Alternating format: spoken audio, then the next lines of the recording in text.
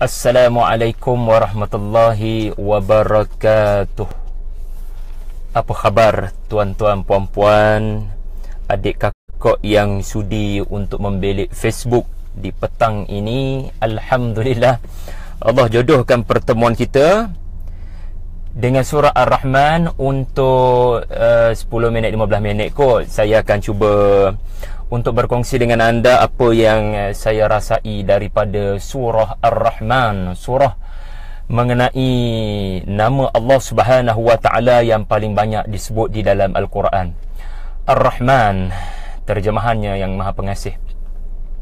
Tetapi inilah satu kalimah yang kita sebut di dalam salat kita, di dalam surah Al-Fatihah, dan kita menyebutnya paling kurang 17 kali sehari, 17 rakaat sehari ketika kita membaca surah Al-Fatihah.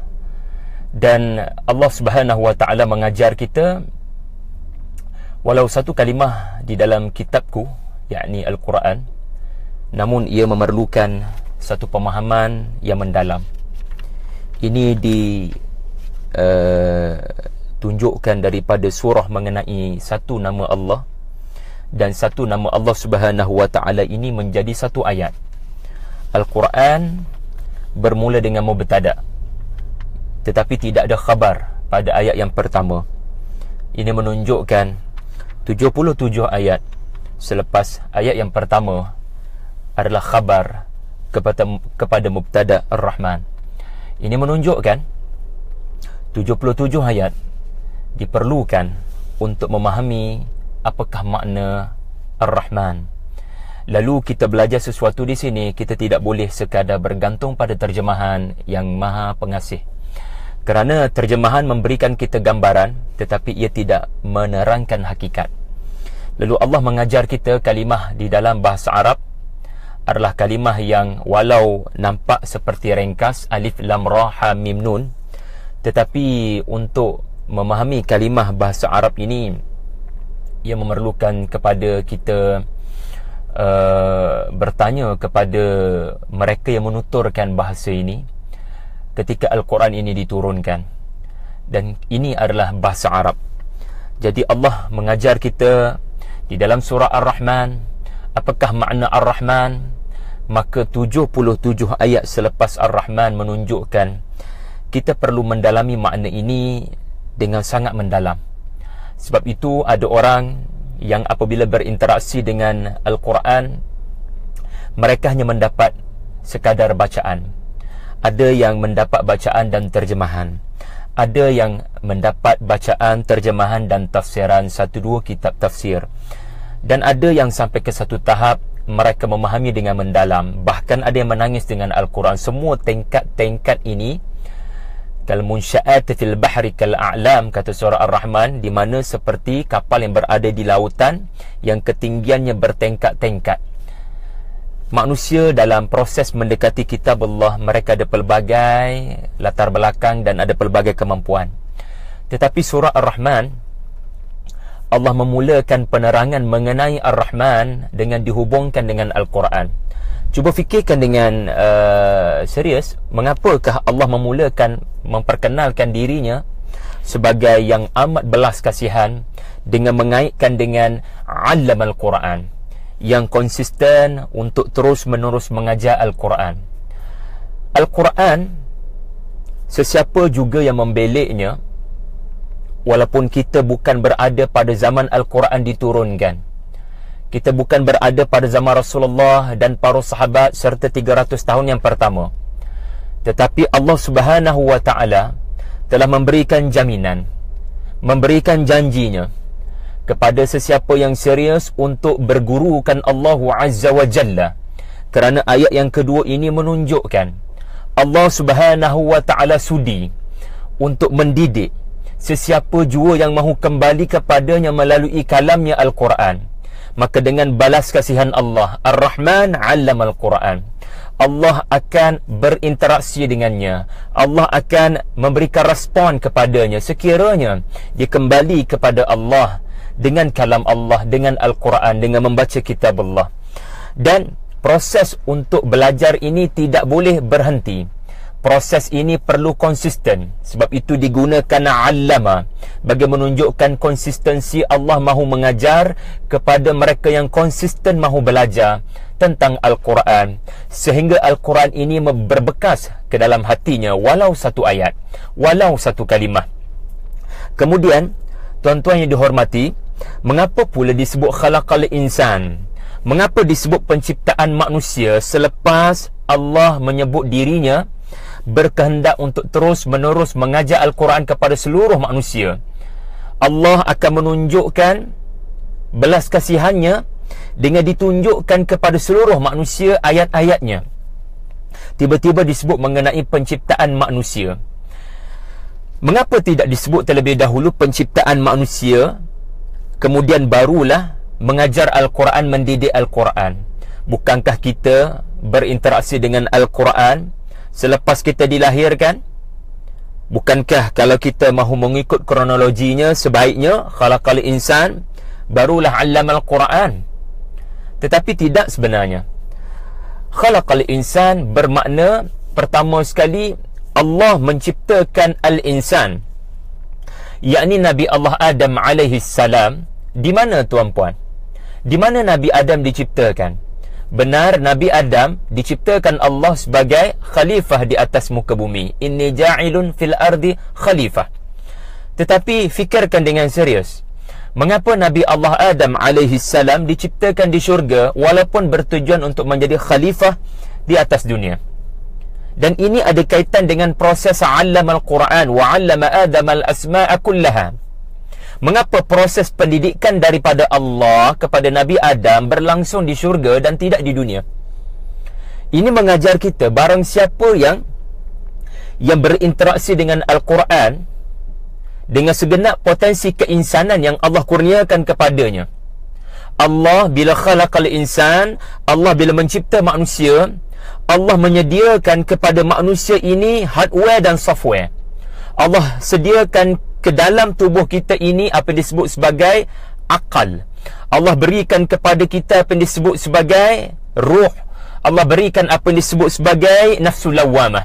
Allah anugerahkan kepada manusia ini inna hadainahu sabil fitrah. Allah kurniakan kepada manusia ini potensi untuk memahami Quran. Maka sebab itu didahulukan 'allamal Quran dan dikemudiankan khalaqal insan, kerana al-insan diciptakan Allah lengkap untuk memahami kitab Allah. Maka jangan memberi alasan sekiranya Al-Quran ini turun dalam bahasa Arab untuk kita orang Melayu tidak memahaminya. Kerana ada sebab Al-Quran turun di dalam bahasa Arab. Kerana bahasa ini adalah bahasa yang telah dipilih Allah dengan beberapa hikmahnya. Salah satu hikmahnya telah saya buktikan tadi. Kalimat Ar-Rahman sahaja memerlukan 77 ayat untuk menunjukkan makna yang sebenar. Inilah bahasa Arab. Sukar untuk kita memahami bahasa Arab Al-Quran hanya kalau sekadar bergantung pada terjemahan. Maka Allah anugerahkan kita potensi untuk memahami kalamnya. Ini makna yang pertama di sebalik khalaqal insan selepas 'allamal Quran. Dan makna kedua kepada hikmah khalaqal insan selepas 'allamal Quran, artinya apa? Manusia diciptakan Allah di syurga, menunjukkan manusia dan syurga seperti tidak boleh dipisahkan. Manusia ini diciptakan Allah untuk menuju ke sana, tempat yang sangat tinggi. Maka tidak perlu pelik sekiranya suratul Rahman antara surah yang paling terperinci menerangkan tentang kampung halaman kita ini, yakni jannat, yakni syurga. Inilah surah yang menyebut bukan sekadar syurga akan anda perolehi satu, tetapi bahkan dua. Jadi inilah surah yang memperincikan tentang kampung halaman kita. Artinya Allah Subhanahu wa taala khalaqal insan, Allah ciptakan manusia untuk dihantar pulang ke syurga agar manusia menggunakan segenap potensi yang Allah kurniakan kepadanya untuk menuju kepada syurga, kerana Allah mahu kita ke tempat asal kita diciptakan, yakni syurga. Tetapi segelintir manusia atau majoriti manusia memilih untuk sombong dan takabur, tidak mahu menerima jemputan daripada Allah Subhanahu wa taala untuk menuju ke syurga. Lalu khalaqal insan selepas 'allamal Quran menunjukkan barang siapa yang berinteraksi dengan kalam Allah dan tanda dia sedang mendapat respon daripada Ar-Rahman. Ar-Rahman sedang berinteraksi dengannya, sedang menyantuninya, sedang mendengar rintihan dan luahannya. Tandanya adalah seseorang al-insan itu akan merasai apa yang ahli syurga rasakan, rasa damai, rasa tenang, dan 'allamahul bayan, iaitulah rasa ingin berkongsi, perasaan tenang. Kerana seseorang yang berada di syurga, dia akan dapat rasa ketenangan yang sangat indah. Maka sebab itu Allah ciptakan Hawa.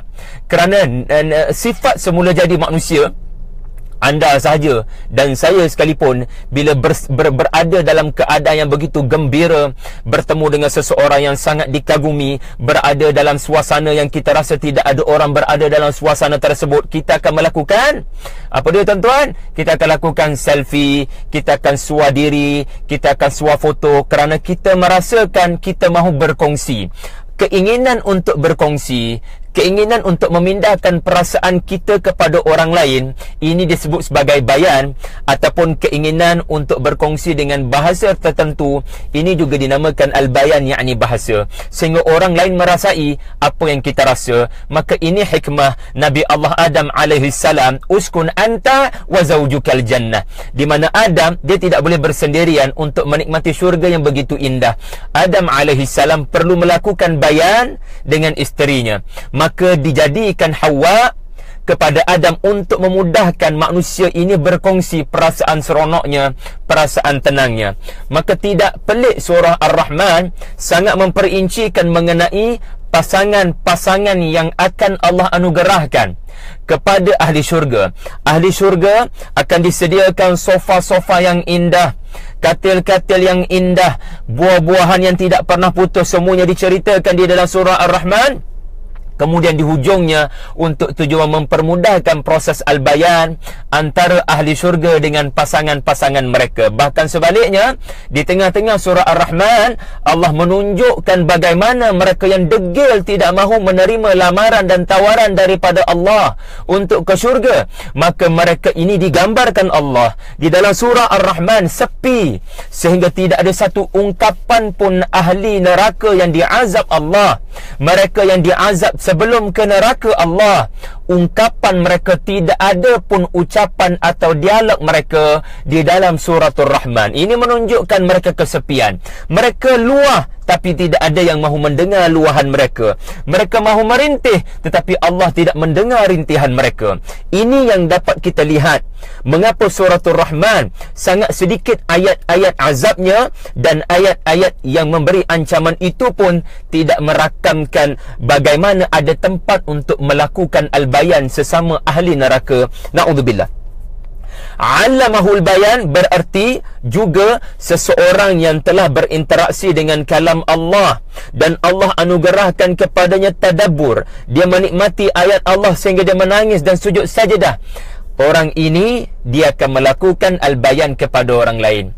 Kayu ukur seseorang yang terkesan dengan Al-Quran, seseorang yang sedang menikmati kasih sayang daripada Ar-Rahman, adalah satu ayat yang dia baca, dia terkesan selepas proses memahami tadi, lalu dia merasakan orang lain perlu merasai apakah keindahan yang telah dia rasai. Produk mana pun kalau anda guna, tuan-puan sekalian, yang mana produk itu telah memberikan anda kegembiraan, mengembalikan anda ketenangan, pasti anda akan pasarkan produk itu kepada orang lain. Apatah lagi kalam Allah yang menyebabkan anda menangis, pasti anda akan melakukan al-bayan walaupun tidak disuruh oleh ustaz atau sesiapa. Anda akan pindahkan perasaan tenang anda dengan satu dua ayat Allah kepada orang lain. Dan ini kayu ukur mereka yang telah mendapat didikan daripada Ar-Rahman. Allamal Quran, khalaqal insan, allamahul bayan. Jadi saya ingin berkongsi dengan anda insya-Allah lebih lanjut mengenai suratul Rahman. Kepada yang berkemampuan dan berkelapangan, boleh hadir hari Sabtu ini di 23 September di Masjid Kota Damansara. Tetapi maafkan saya, tempat duduk sangat terhad. Boleh berdaftar segera pada saudari Aisyah 0105703985. Dan insya-Allah kita temui anda di sana. Kita berjalan-jalan di dalam syurga yang diterangkan Allah di dalam Al-Quran, dan mudah-mudahan kita lebih khusyuk di dalam salat apabila membaca kalimat Ar-Rahman melalui perspektif surah Ar-Rahman. Terima kasih kepada yang sudi untuk mendengar celoteh saya merepek petang ini. Wassalamualaikum warahmatullahi wabarakatuh.